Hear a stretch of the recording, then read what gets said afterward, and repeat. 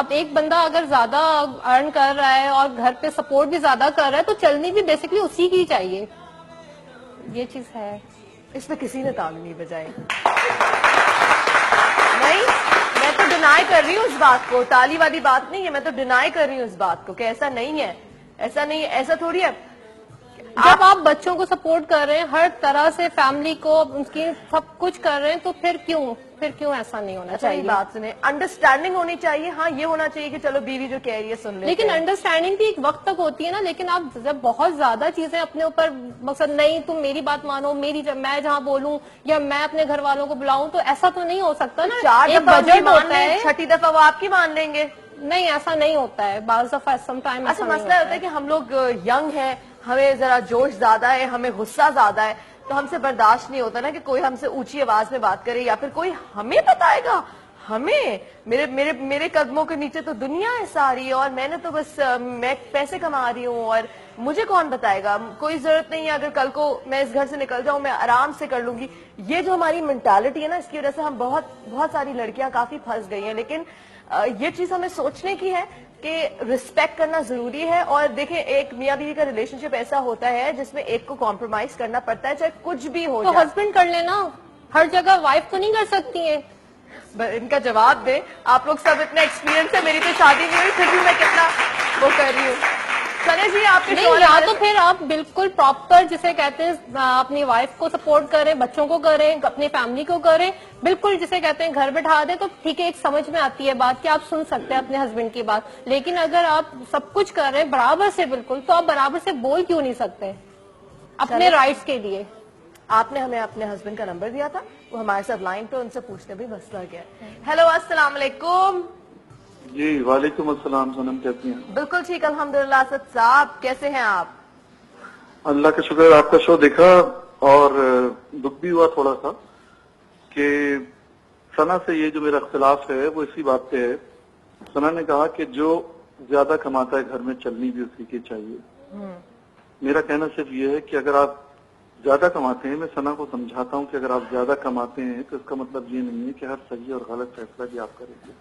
غلط تو ہوتی ہی نہیں ہوں نا, غلط تو ہوتی ہی نہیں ہوں, تو غلط کیسے مان لوں؟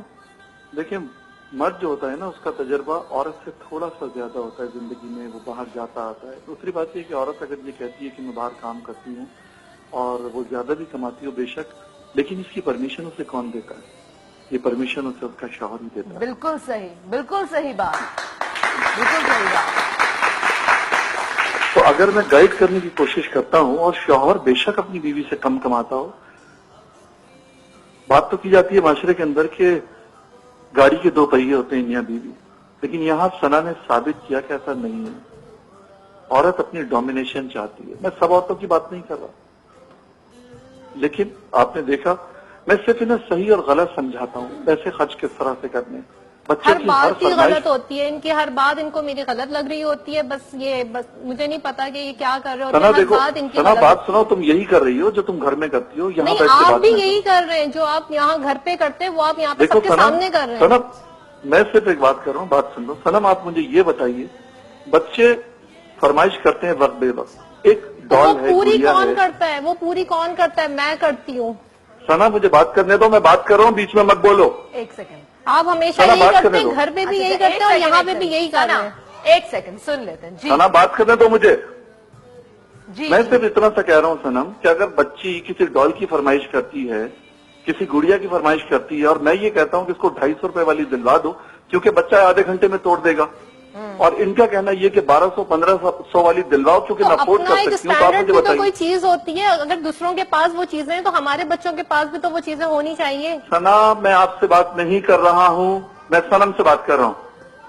ثنا خاموش ہو جائے. جی سنم, آپ مجھے یہ بتائیے, اگر میں یہ کہتا ہوں کہ بچے کو پتا نہیں ہے, بچہ آدھے 1 گھنٹے میں توڑ دے گا, تو 1500 روپے کی چیز صرف اس لیے اسے دلانا کیونکہ وہ افورڈ کر سکتے ہیں, آپ صحیح ہے یا غلط ہے؟ میں آپ سے پوچھتا ہوں.